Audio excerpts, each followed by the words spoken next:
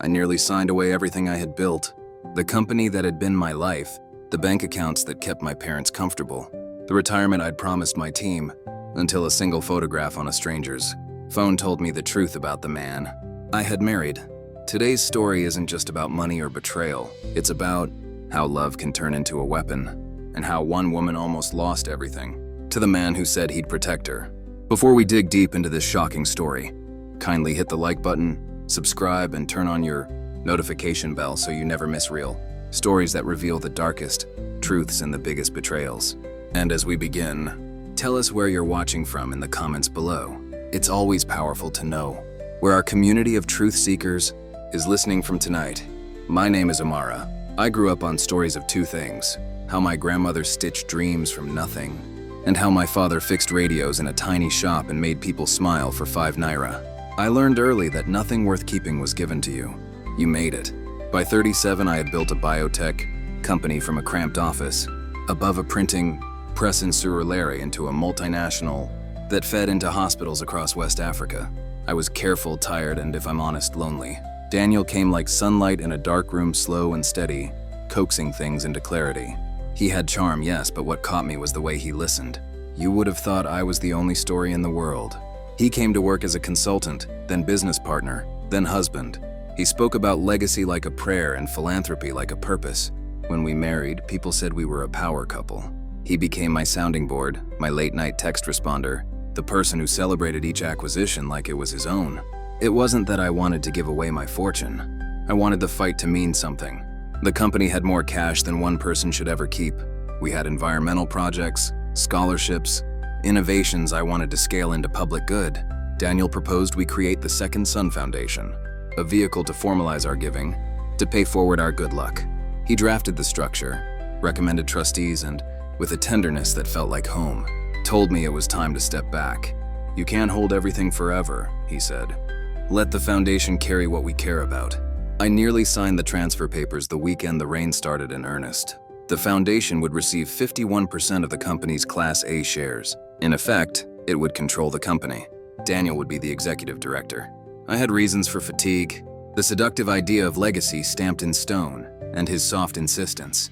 I believed him, nearly. The first ripple came in the details. I woke at 3 in the morning to a message from an unknown number. Check the July disbursement ledger now. There was nothing else. I did not like anonymous messages. I asked Daniel at breakfast about it and he laughed. The kind of laugh that refuses to take something seriously. Probably just one of those internet trolls, he said. But there was a small tremor in his thumb when he tapped his phone. Then there were receipts that didn't make sense. A hotel charge in Johannesburg. A designer watch purchased at midnight in an app I had never used. A transfer to an account named Marigold Exports with no phone number. A junior accountant in my company flagged that the foundation's proposed bank had sent a compliance query about an intermediary that didn't exist. I pulled more files. The emails were clean, polished, Daniel's name on every doc. But when I opened the encrypted folder on his shared drive, the one he said contained the foundation's bylaws, I found an extra folder named Personal Archive with a password hint that read, "For the life I forgot." It's amazing what a person notices once they start looking for the fissures. Small changes. The cologne that wasn't mine. The smell of coffee that lingered on his jacket, although I hadn't brewed any. The way he started, answering my questions with a counter-question. All conspired together like breadcrumbs. I hired a forensic accountant under the pretense of auditing the foundation. I told no one. The accountant, a woman I named Tasha because she insisted we be informal, found transfers routed through shell companies. The money wasn't philanthropic. It moved in precise clinical amounts to accounts registered under different names, in different countries. The pattern matched nothing I recognized. Then, one evening when Daniel said he was meeting donors, he left his phone on the kitchen table. I admit curiosity pushed me. I told myself I was protecting the company, the employees, and my parents. I justified it in 100 different ways as my thumb hovered over his screen, until a notification popped open. A photo received at 9:07 p.m. from a contact labeled Maya. The photo was of Daniel, or a man who looked exactly like him, with a woman holding a child. They were at a picnic, laughing in the kind of candid way that required years of shared life. In the corner of the photo was a cake. "Happy 5th, Ben." I didn't take it in at first. I stared at the pixels until they blurred. Daniel's face in that image had the same laugh lines, the same little scar near his eyebrow from when he said he cut himself shaving years ago. The man in the picture had a phone in his hand that reflected a different name. I put the phone down, hands shaking. The foundation papers lay cruel and sterile on the dining table, a pen waiting for my signature. I followed him the next Sunday. Following someone is quieter than you imagine. He took a flight to Abuja, not in the name of donors, but to see someone in a neighborhood of low-rise houses halfway to the suburbs. He walked into a home like someone who'd been carrying the keys for years. A woman opened the door and the man I called my husband stepped forward and, for reasons I didn't yet understand, did not cover the small, bright smile that fit like a secret. 2 children tumbled down the hallway, and there were photographs on the wall with dates that predated our marriage. I didn't rush the house or scream or break the door. I sat in my car and watched him become another life. Later that night, under a sky without stars, I called him and everything was the same voice I had married. He was patient, precise, and then when I asked about the children, he told me to come home. "Let me explain," he said. "Please don't make decisions you'll regret." I could have confronted him right then. The temptation, raw and hot to end it, all and sign the papers, and burn the bridges was almost as intense as the need to know why. Instead, I turned to evidence. Tasha dug deeper and found payments from a separate consultancy. Daniel ran under the pseudonym. DN Vale invoices for feasibility, studies that never happened, travel expenses to cities where the foundation had no operations, and contracts that looped back to companies owned by a man named Elias K. The forensic accountant traced communications to an offshore trust named Banyan, which had a fiduciary listed as Daniel's alternate identity. I hired a PI, a quiet man named Adebayo, who had a reputation for getting people to tell the truth without raising voices. He found more. 2 passports, both with Daniel's eyes but different names. A Lagos address, and tucked among the papers, a birth certificate for a child named Benedict with Daniel, listed as father under the name Dominic. The reality spread out before me like a map of betrayals. Daniel had a second family in Abuja. He had been siphoning company funds into companies that, on paper, supported that family's needs. He had convinced me to create a foundation that gave cover to these movements. There were nights I dreamed in ledgers. There were mornings I walked to the office and looked at the faces of the engineers we paid in peanuts while Daniel's shadow grew, longer and stranger. The worst discovery wasn't that he had another family. It was that it looked, if you only skimmed the surface, like ugly criminal efficiency. Money for school fees, yes, but also payments to men who didn't exist on paper, and a transfer to a numbered account that showed up in forensic databases flagged for laundering. The foundation could have become the heart of a system that sucked resources from the company's legitimate projects. Signing those papers would hand control to a man with 2 names and a map of shell companies. I did not call the board immediately. That would have been dramatic, but Daniel would have known exactly how to spin it. I like to think I was cleverer. I invited him to the study the night before the signing, ostensibly to celebrate. Wine, soft music, the hum of the city. I let him think this was about us. When he crossed the threshold, I placed the printed photograph on the table. His face went still, and for the first time since I had known him, he looked genuinely afraid. He started to talk at once. Not the rehearsed politeness I'd heard before, but a hurried litany. "I wanted to tell you," he said. "I never wanted it to be this way. They came to me 10 years ago. Men in suits with clean shoes and dangerous promises. I owed money from a stupid past. They asked for a way in. They said, 'We helped the family. You helped the account.' He said their names like bad weather, unavoidable. He explained the other family as something from before me, an obligation he could not shed without burning someone else's life. I asked him about the transfers. He admitted them, then corrected the guilt with something like justification. It's only a transfer. I can put it back. I meant to tell you after we had the foundation in place, to make it official, to give the money a legal home. I was going to come clean." His confession sounded like bargaining. I asked why he never introduced me.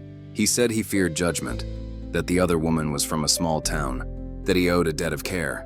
He said he had tried to keep the money from being used for anything illegal. He swore he loved me in the tired way of someone looking into a mirror and hoping the reflection remembered him. He begged me not to destroy him. What I hadn't expected was the phone call half an hour later, a voice like gravel. "Don't go to the board. Don't ruin what's half a plan. You'll lose more than money." The line went dead. Daniel's face as he listened turned pale. He touched my hand like a man who knows the floor might fall out from under him.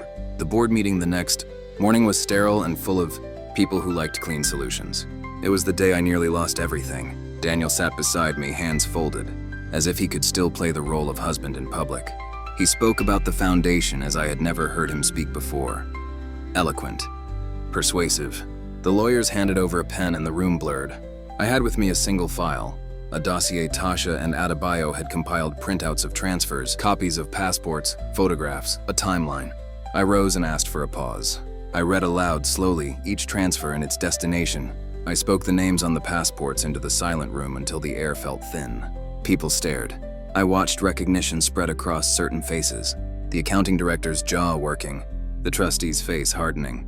Daniel stood up like he might explain, but his explanation was no longer private. It would be in minutes on every ledger and in emails, and if I wanted it to be, in the papers. He had a choice then. Explain to the board, accept accountability, or flee. He chose to explain. He called the men who had been paying him. He denied them in the light, or at least he tried. The trustees froze, their ivory towers wobbling. Lawyers moved, notes were made, and a temporary injunction froze any transfer of shares to the foundation. The company would not be handed over, not that day. I felt relief like a physical thing, cool and damp floating through me. But it was not a simple victory. 3 weeks later, there were raids. Men with warrants and navy jackets came for certain accounts. Files were subpoenaed and phone records were taken. Daniel sat through it like a man listening to his own obituary. He was not arrested immediately. The case was complicated. I did not stay with him. I moved into a small flat near the office for a while, because the thought of hearing his footsteps in our house made me dizzy. And then, one evening, a small envelope appeared on my doormat. Inside was a flash drive and nothing else. On it was a single video clip, Daniel in a room. I recognized from the lounge in his childhood home talking quietly with a man I had never seen before. They were laughing. The camera panned and for a moment, I thought I saw my own face reflected in a blackened window. Then the screen cut. At the end of the file, a single line of text. This is not the whole story. I realized with a cold clarity that Daniel's double life had been a symptom, not the disease. Someone or something had been manipulating him for years, pulling threads that led beyond personal failings to institutions and men with long memories. I had prevented him from taking control of the company that day, but I had not stopped the forces that had come for him. I did not sign the papers. The foundation remains, but with new trustees, people I vetted, people who sleep with their phones on the bedside table because they have to. The company survived the storm, but its bloodline was changed. Daniel left the city quietly, and for months I watched the spaces where he used to be like a map of absences. He called once from a payphone. He asked for forgiveness, and forgiveness itself sounded hollow. I found compassion and anger living in my chest at once. One did not displace the other. People ask me now if I regret the decision to hold on. They ask whether I would do it again. The truth is complicated. I saved my fortune from being tangled in a web I did not understand. And I saved 100 families' livelihoods when I blocked the transfer. But I also watched a life I loved fracture into pieces. And I learned that love sometimes looks like denial. There is a photograph on my study wall now, not of Daniel, not of the boardroom, but of my grandmother stitching a dress beside my father's repaired radio. It reminds me of the slow, stubborn work of making something whole. I started the foundation again, small and transparent. With people who knew how to ask hard questions, we funded scholarships that I could trace. We planted trees that had receipts and GPS coordinates. And once in a while, late at night, an unmarked message arrives, a photo, a name, a hint. I put it in a folder labeled later. I do not sign anything in haste anymore. I learned that fortunes are not only numbers in a bank, they are trust, the lives that depend on you, the choices you make under the worst lights. I nearly gave it away. What kept me from doing so wasn't cleverness or vengeance. It was a photograph on a stranger's phone, and the crack in my own certainty that made me look closer. The last line of that anonymous flash drive haunts me. This is not the whole story. I am certain only one thing. Stories are never finished. They only reveal until the next secret pushes its way into the light. In the end, Amara didn't just save her company, she saved 100 families who depended on her. But what she lost was harder to measure. Some say love blinds you, but sometimes it's a photograph of a single moment of truth that forces your eyes open forever. And maybe it never was. If you were in Amara's place, would you have signed the papers? Let us know in the comments. Don't forget to subscribe, like, and share, because somewhere, another story like this one is already unfolding.